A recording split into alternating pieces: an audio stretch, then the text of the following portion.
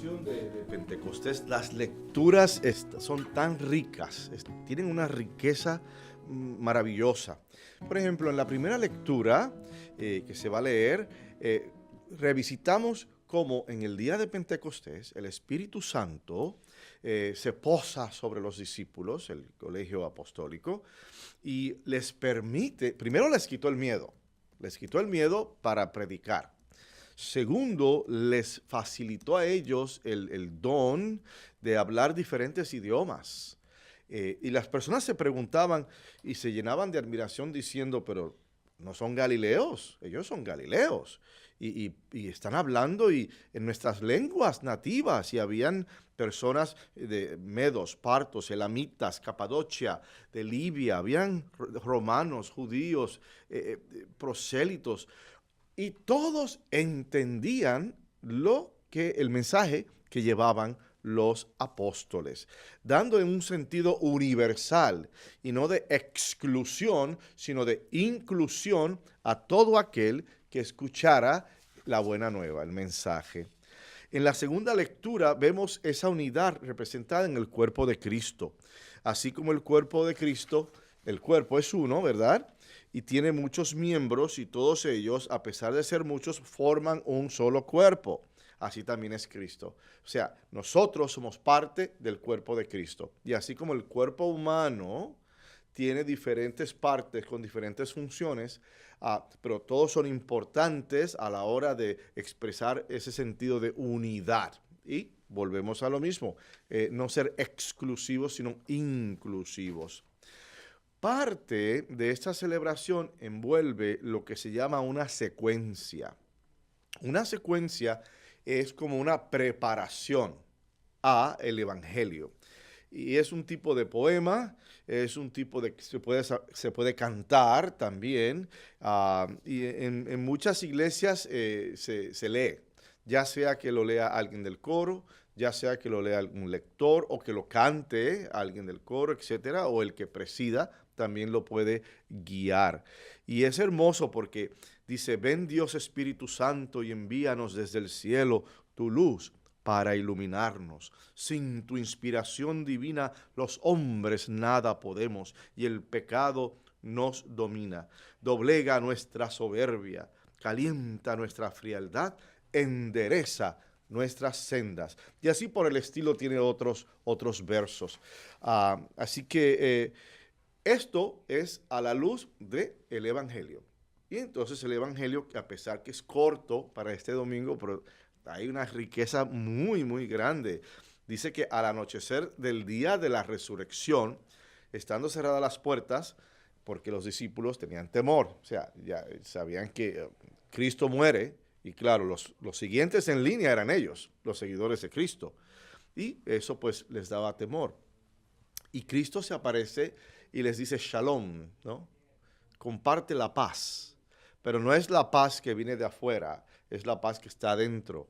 Aunque estés en el ojo de una tormenta, si tienes paz, tú tienes lo necesario para poder enfrentar esa tormenta. Y los discípulos se llenaron de alegría, reconocen que era el Señor, y Él les repite otra vez, shalom, la paz esté con ustedes. Y después de esto, Él sopla sobre los apóstoles y les da el Espíritu Santo. Y aquí indica, a quienes les perdonen los pecados, les quedarán perdonados, y a los que no se los perdonen, les quedarán sin perdonar. Aquí vemos la base de uno de los grandes logros de esto del Espíritu Santo, que es el sacramento de la reconciliación o el sacramento de la confesión. Aquí está, ¿no? El absolver pecados. O sea, que no es un invento de la institución, sino que tiene su raíz precisamente en la palabra de Dios, el sacramento de la confesión. Ahora bien, ¿qué pensarían ustedes si yo comenzara a hablarles a ustedes de esta manera? ¿Qué pensaría si yo les digo, Kif halak, habibi, sabah al-khair? O si les digo, bonjour mes amis, je suis enchanté pour votre présence ce matin. O si les digo, io sono molto contento perché mi sento como una goccia del mare tuo. Para decir, ay, el padre se ha vuelto loco, está hablando en lenguas, ¿no? Bueno, estarías confundido, no sabrías qué hacer o qué está pasando, no lo entenderías. Ese precisamente era el punto principal de la celebración de Pentecostés. Gracias al Espíritu Santo, el mensaje de salvación puede ser entendido y se hace accesible para todos. Aquí el punto no es que estuvieran hablando diferentes lenguas. Para mí el punto es que se les podía entender. Ahí va. ¿Ah? Que no importa de dónde venías, estabas entendiendo el mensaje, la buena nueva. Y con la fiesta de Pentecostés, hermanas y hermanos, celebramos el nacimiento de nuestra iglesia. Es el cumpleaños de la iglesia. Desde orígenes humildes y simples, Jesús seleccionó a un grupo de hombres para llevar a cabo su misión de llevar el evangelio a todo el mundo. Jesús mismo era un hombre sencillo, humilde.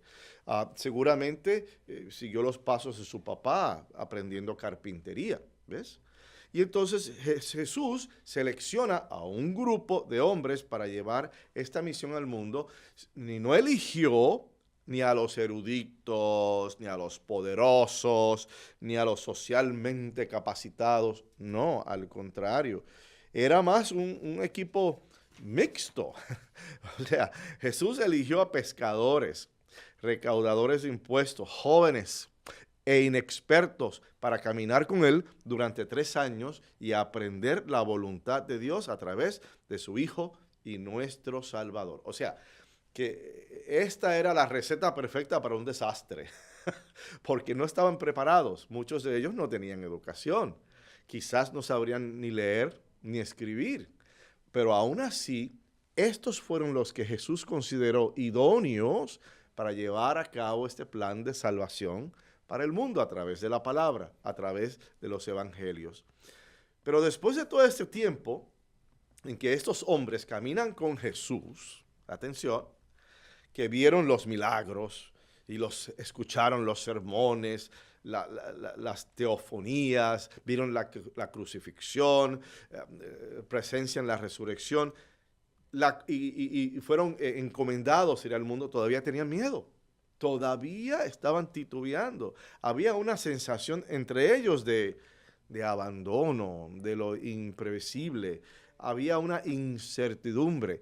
Yo siempre digo que me imagino que por sus mentes estaba pasando la famosa pregunta de los Estados Unidos. Aquí en los Estados Unidos, cuando tú logras algo grande, una pieza de arte, un concierto, algo muy especial, extraordinario, la gente lo escucha, lo ve, lo aprecia, lo celebra y después dice, ¿y ahora qué? ¿Qué más? ¿Qué más hay? Imagino que los apóstoles también pasaron por eso. ¿Ahora qué? O sea, vimos todo esto y resucitó, pero ¿qué tenemos que hacer?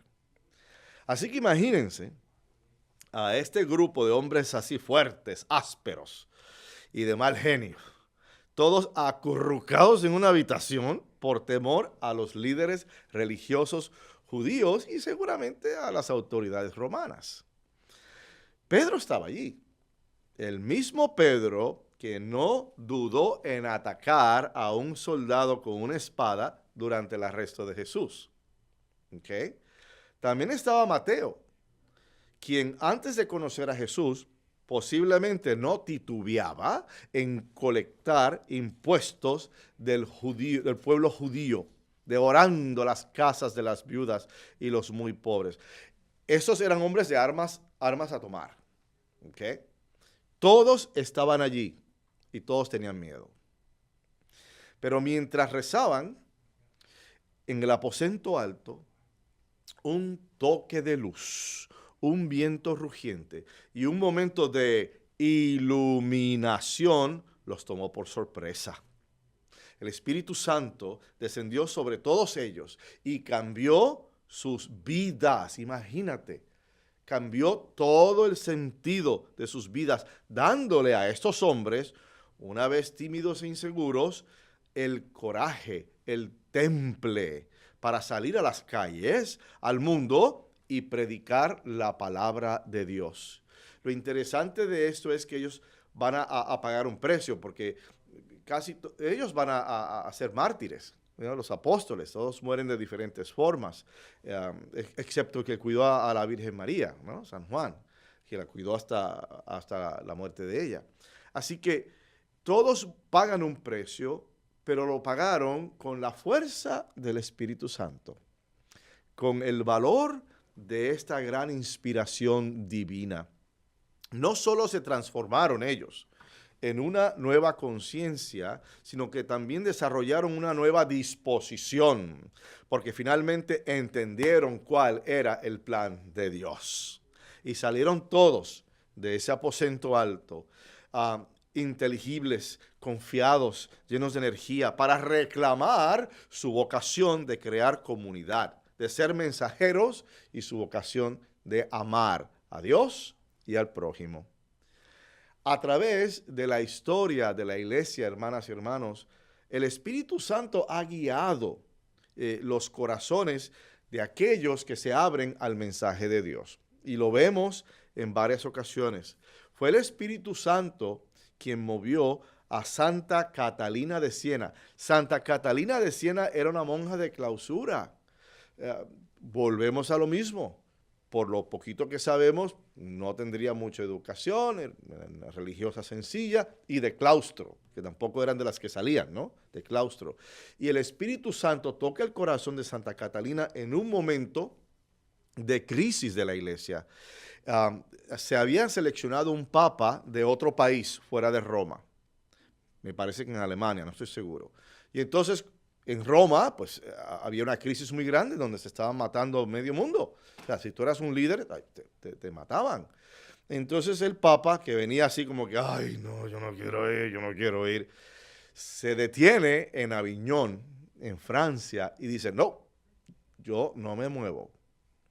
Y empezó a traer cardenales y reliquias desde Roma, imagínense, hasta Francia para crear la corte papal en Aviñón. Y entonces Santa Catalina, inspirada ante esa crisis, dice, no, yo tengo que ir a verlo, yo tengo que hablar con él. Y así fue. Esta monjita fue a Aviñón y le dijo al Papa, su lugar está en Roma. Ahí fue donde murió San Pedro, San Pablo. Ahí fue donde la institución, ¿no? Adquirió vida. Así que tiene que regresar. Y eventualmente el Papa regresa a Roma. Pero ¿quién le dio ese poder a esta mujer tan sencilla? Ese coraje, ¿verdad? Ese temple, el Espíritu Santo. Fue el Espíritu de vida quien llevó a San Francisco de Asís a llevar y a fundar su orden de mendicantes, quienes ahora, hoy por hoy, eventualmente, se convirtieron en los custodios, los custos de los lugares sagrados en la Tierra Santa. Son los franciscanos, los que tienen muchos lugares y los administran, los llevan, los protegen, etcétera.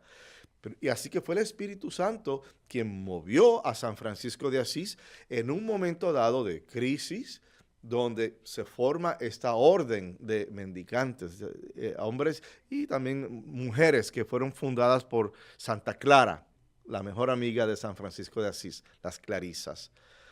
Y finalmente fue la acción del Espíritu Santo quien inspiró al Papa Juan XXIII a llamar el Segundo Concilio Vaticano, en su deseo de ayornamiento.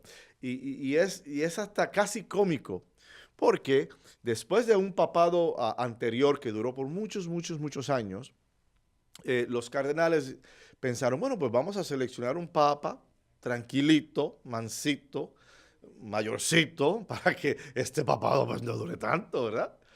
Y entonces seleccionan al patriarca de Venecia. Y entonces, si tú lo veías en las fotos y en las películas, parecía un abuelito, bajito, llenito, con una sonrisa. Era el abuelito perfecto. Óyeme, este abuelito se ha dado la media vuelta y que convoca al Concilio Vaticano II, imagínate, dándole un ayornamiento, poniendo al día la iglesia para que la iglesia pudiese cambiar el mundo. Mira cómo el Espíritu Santo funciona. De formas grandes, pero también de formas pequeñas. Atención. Para Él nada es imposible. ¿Qué hay de nosotros? Cada uno de nosotros. A ver, debemos testificar de ese Espíritu Santo en nuestras vidas. ¿En cuántas ocasiones tú tienes una dificultad en tomar una decisión? Y de momento sacas fuerza de donde no tienes, de donde no sabías que la tenías. Y ejecutas y llevas a cabo esa decisión con seguridad, con paz, con certeza. Ese fue el Espíritu Santo quien te inspiró. O a lo mejor tienes un problema y estás, por decir, en el camión, ¿no? El bus, en la guagua, ¿no? Y se sienta alguien al lado tuyo. Y empezaron a platicar informalmente y de momento esa persona te está dando la solución a tu dilema. Mira cómo el Espíritu Santo se manifiesta en cosas pequeñas. ¿Qué hacer con esta situación?